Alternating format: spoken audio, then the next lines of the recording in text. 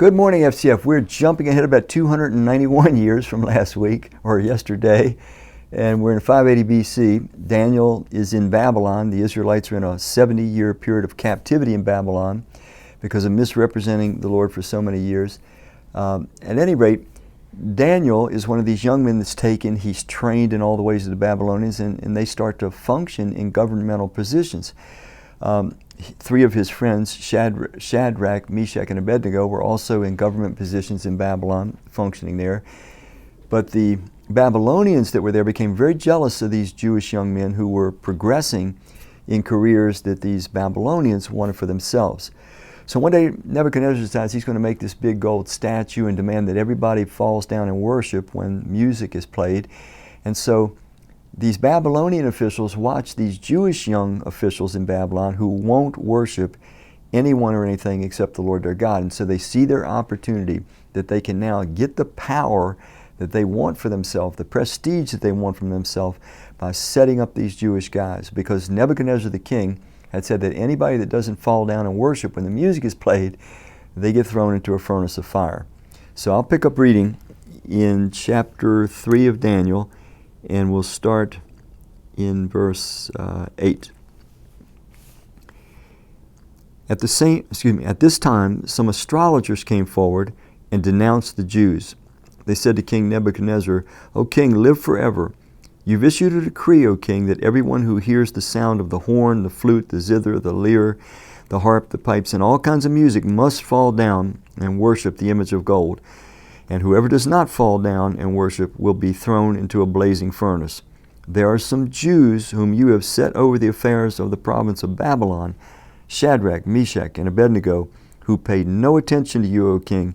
They neither serve your gods nor worship the image of gold you have set up." Verse 13, furious with rage, Nebuchadnezzar summoned Shadrach, Meshach, and Abednego.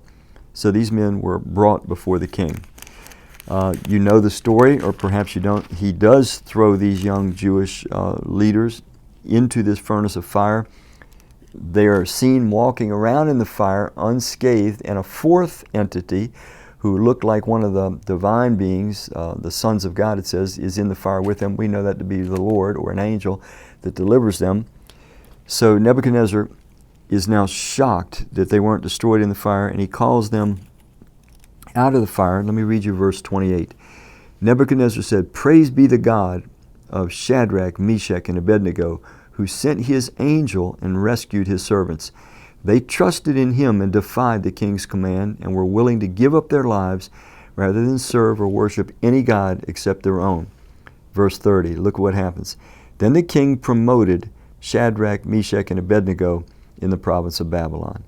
So these schemers sought to destroy the careers and take the lives of Shadrach, Meshach, and Abednego because they wanted their power, they wanted their positions. There was no other reason. It was just for personal possession of what they probably thought would be a more pleasurable life, a more prestigious life.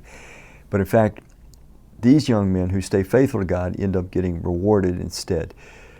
A lot of lessons there, but the main lesson is this, that if we're faithful to God, we can always trust that God is going to be faithful to us.